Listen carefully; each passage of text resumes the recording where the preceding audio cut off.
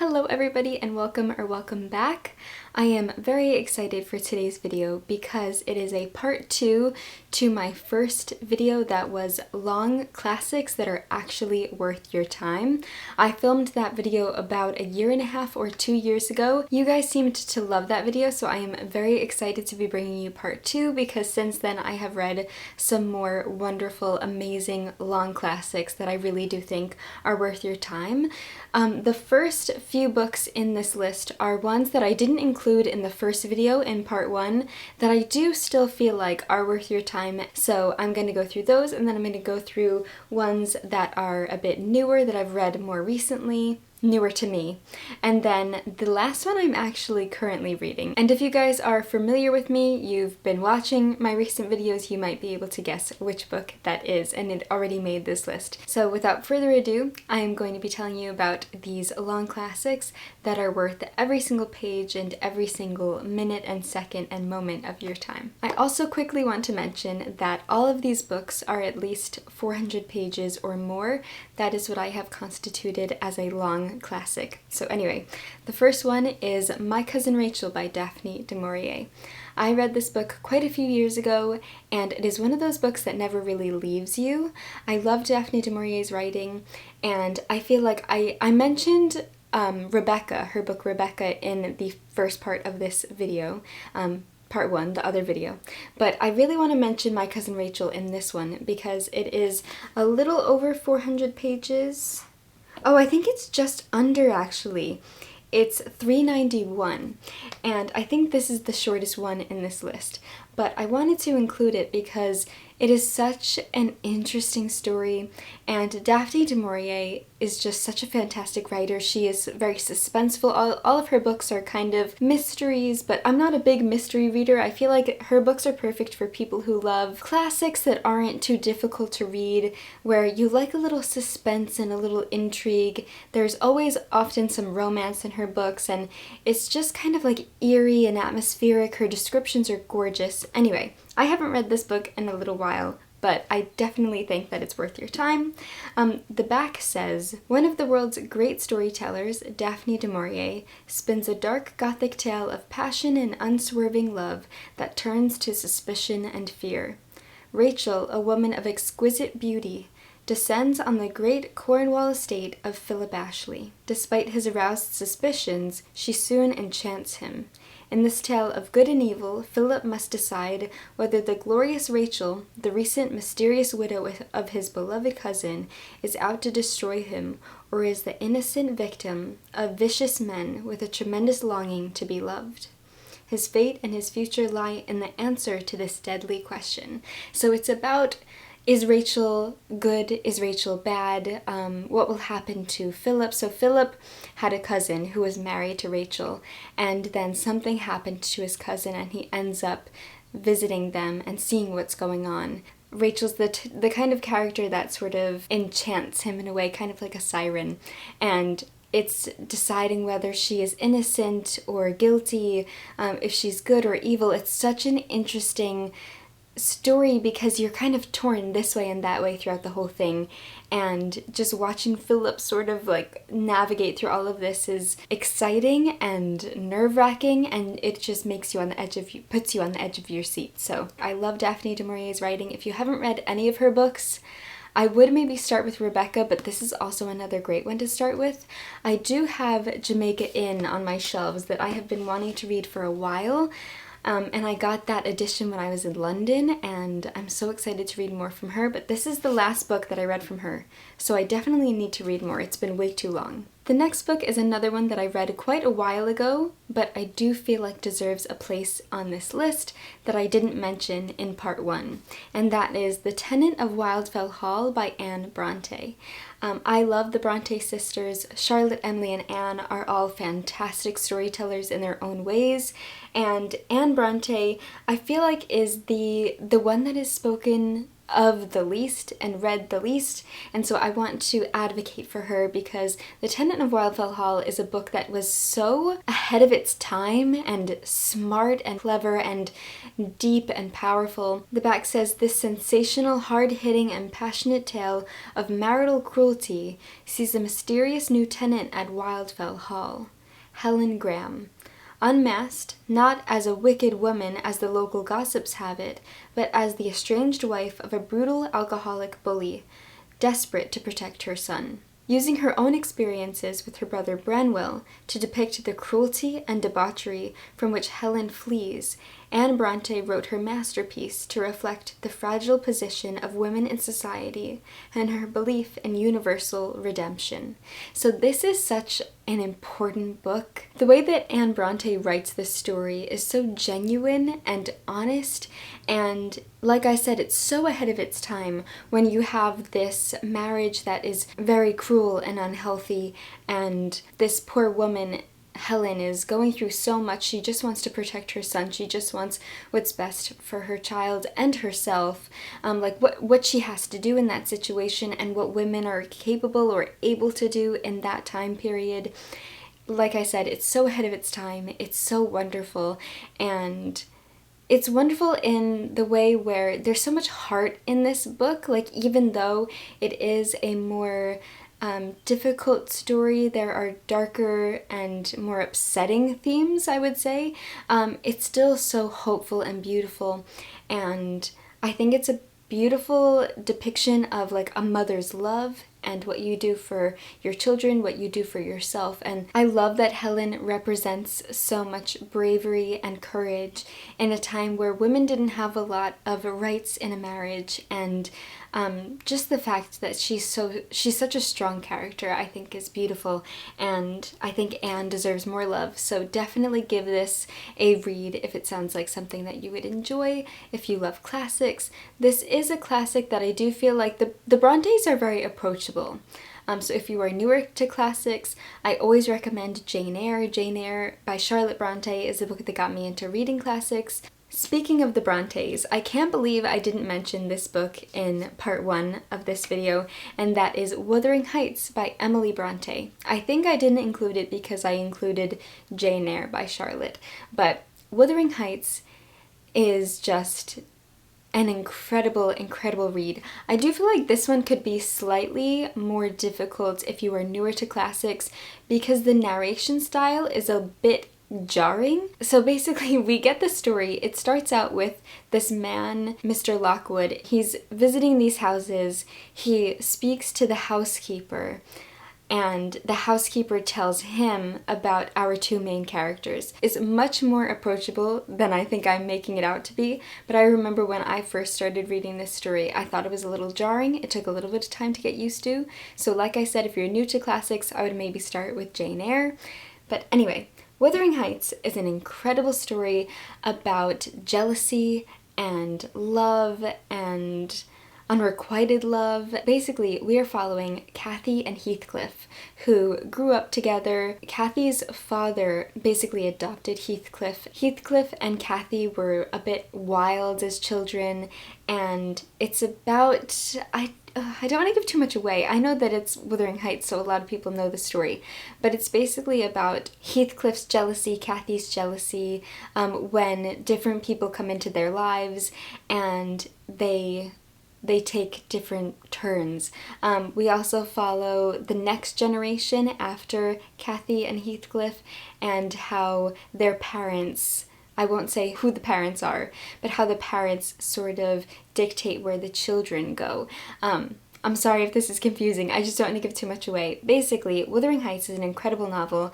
The scenery, the atmosphere, the writing, and I think it just creates for such an intense reading experience. It's worth every page. I love it so much. Highly recommend it. I really just can't say enough good things about Wuthering Heights. It's an iconic book, and it's definitely worth your time. Once again, the next book is another one that I read quite a while ago, quite a few years ago, but I definitely think it is worth your time, and that is Far from the Madding Crowd by Thomas Hardy. In part 1 of this video, I recommended Tess of the D'Urbervilles, which is my favorite Thomas Hardy, but this is my second favorite Thomas Hardy, and that is Far from the Madding Crowd. It's so scenic and beautiful and descriptive. Thomas Hardy's writing is just exquisite. It says, Hardy's powerful novel of swift sexual passion and slow-burning loyalty centers on Bathsheba Everdeen, a proud working woman whose life is complicated by 3 different men: respectable farmer Boldwood, seductive Sergeant Troy, and devoted Gabriel, making her the object of scandal and betrayal. Vividly portraying the superstitions and traditions of a small rural community, Far from the Madding Crowd shows the precarious position of a woman in a man's world. Yes, so we follow Bathsheba as she kind of deals with these 3 different men. They're all very, very different. They affect her life very differently. Again, I feel like this book is very ahead of its time. It's such an interesting story and depiction of society at the time. Again, like Tenant of Wildfell Hall, it's a beautiful, descriptive, enchanting story. Thomas Hardy will always pull at your heartstrings. Tess the D'Urbervilles ripped my heart out. This one I think is a little less devastating, though it is devastating in its own way. So if this sounds like something that you would be interested in, I definitely recommend it, and I definitely think it's worth your time, which is why it is in this video. But it's such a fantastic story, and I can't wait to read more Thomas Hardy. I want to read Jude the Obscure. I know that's another one that is like a rip your heart out kind of book, but anyway, I am recommending you this one. So let me know if you've read it and what you think of it, or any of these, because they're all incredible. Okay, now we are up to the books that I have read more recently and are recent additions to this list and to books that I just absolutely adore. And the first one is Sense and Sensibility by Jane Austen. I recently read this book in April and May and fell head over heels in love with it. Oh my goodness. I loved every single page of this book. It is gorgeous. So this is about the Dashwood sisters, primarily Marianne and Eleanor, and they both represent sense and sensibility. Something that I really loved while reading this book was I watched a bunch of videos on YouTube about it. One of my favorite literary historians and teachers is John Mullen. I found a few videos on YouTube where John Mullen was talking about Sense and Sensibility, and he was talking about like which sister is sense and which sister is sensibility, because it kind of swaps. They sort of are both. So this is really a coming of age story where we follow these 2 sisters. They also have a younger sister as well, but it's mainly about Eleanor and Marianne. It's really just such a beautiful love story where we're following healthy relationships, unhealthy relationships, people that have good intentions, people that don't have good intentions, people who are kind of manipulating the situation, people who are not manipulating the situation. Who will they end up with? Jane Austen's writing is just so singular to her. There were so many moments where I literally laughed out loud from reading this book, and I just think that this is so quintessential Jane Austen. There's wit, there's humor, there's heart, there's hope, there's despair, and you just feel absolutely everything. And there are twists and turns, and you're just so invested in the characters' lives. And again, it's just worth every single page, worth all of your time that it would take you to read this book. The next few books are actually books that I read because of the book club that I co-host, and I co-host the book club with my best friend Emma from her YouTube channel Emmy. This was from our first book club that kind of then adapted into our current book club, but the first book club was Dickens versus Tolstoy, and the book that I am referring to is Childhood, Boyhood, Youth by Leo Tolstoy. It's in 3 sections, childhood, boyhood, and youth, and it's really a semi-autobiographical account of this young Russian boy and young man just coming of age. And when we read it for Dickens versus Tolstoy, I Let me just preface this by saying Tolstoy is one of my favorite writers of all time. I love Anna Karenina, I love War and Peace, I love Leo Tolstoy's writing. So when I was reading this, I just, again, loved his writing so much, and I think this is more like everyday life of a young Russian boy that's coming of age. And I feel like Anna Karenina and War and Peace are so grand, and although this book is grand in its own way, it did feel more, I don't know if quaint is the right word, but I just loved it so much. It had so much charm, and I want to read the back just so that I give you a good enough synopsis. Leo Tolstoy began his trilogy, Childhood, Boyhood, Youth, in his early 20s. Although he would, in his old age, famously dismiss it as an awkward mixture of fact and fiction, generations of readers have not agreed. I am one of them, for sure. Finding the novel to be a charming and insightful portrait of inner growth against the background of a world described with extraordinary clarity, grace, and color. Evident, too, in its brilliant account of a young person's emerging awareness of the world and of his place within it are many of the stances, techniques, and themes that would come to full flower in the immortal War and Peace and Anna Karenina, and in the other great works of Tolstoy's maturity. And this is also translated by Judson Rosengrant.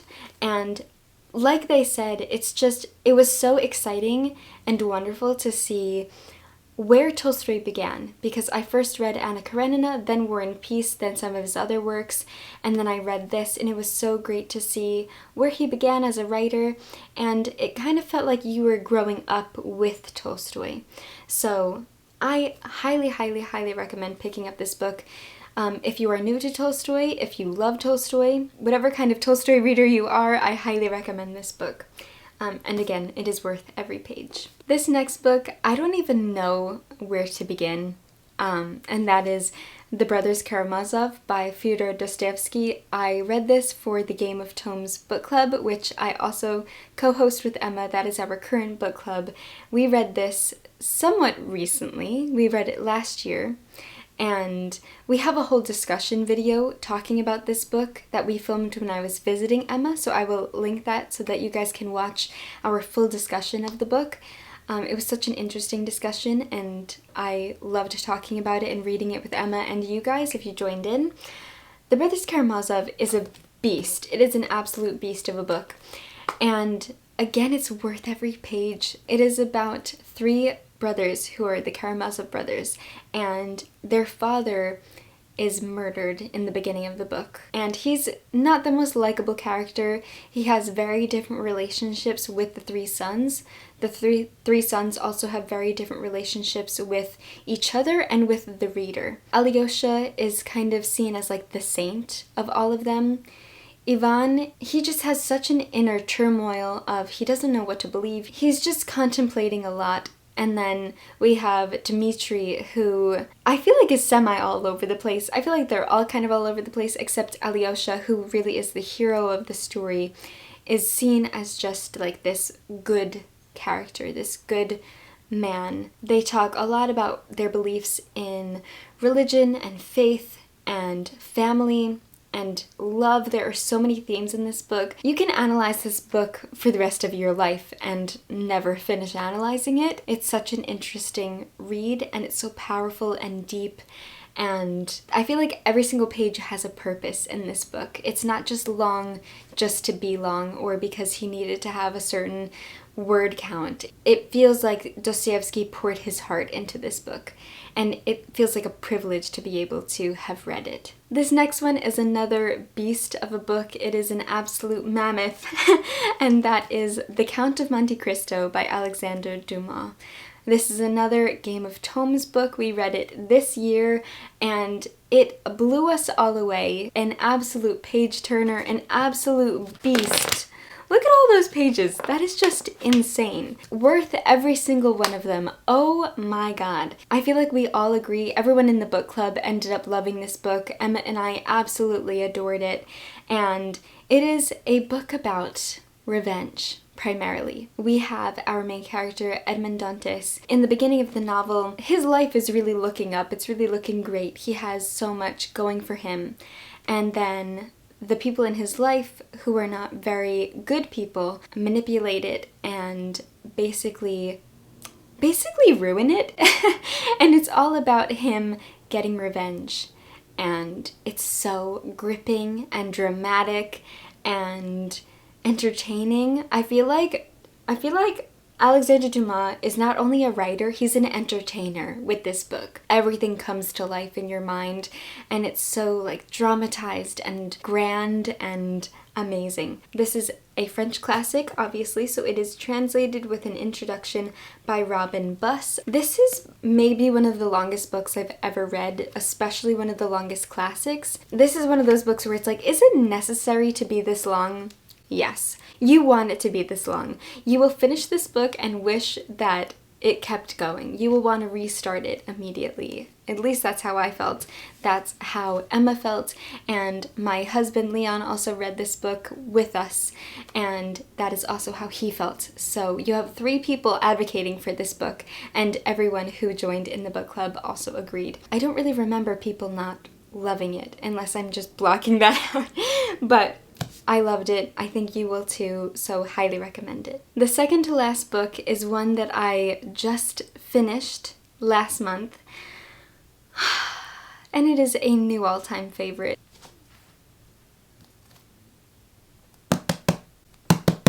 It's Lord of the Rings. It's Lord of the Rings. Oh my Lord of the Rings. Oh God.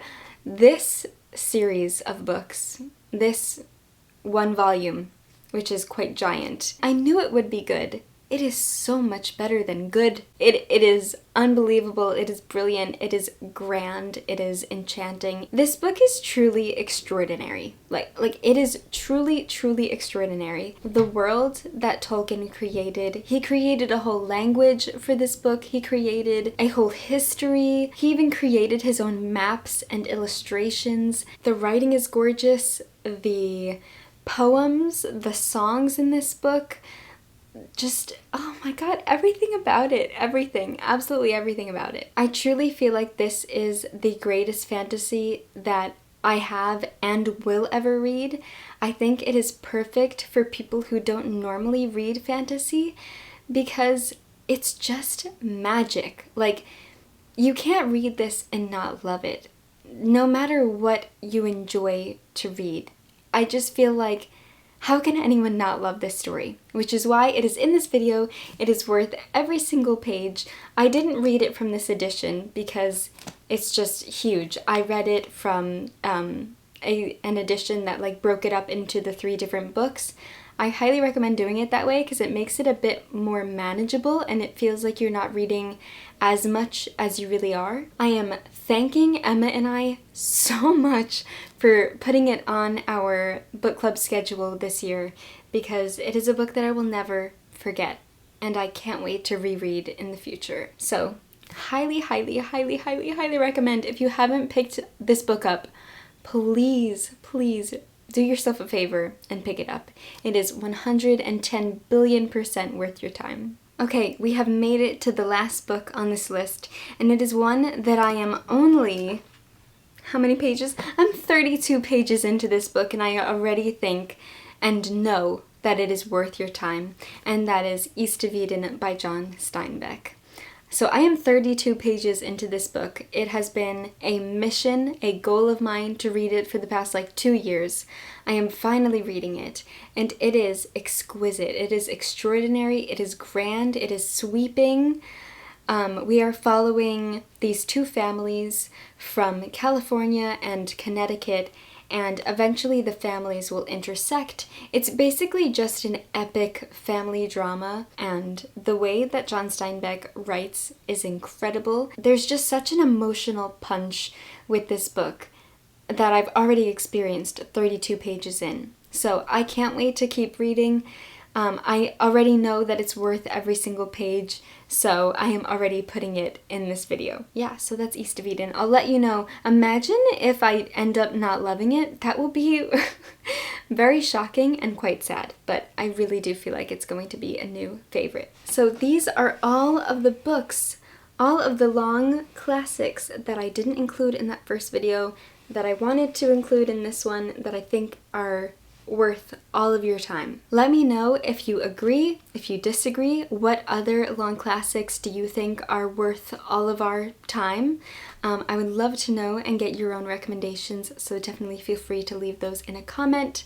I hope that you enjoyed this video and got some good recommendations. Thank you guys so much for watching this video. I truly hope you enjoyed it, and I will see you again very soon in another video. And as always, happy reading.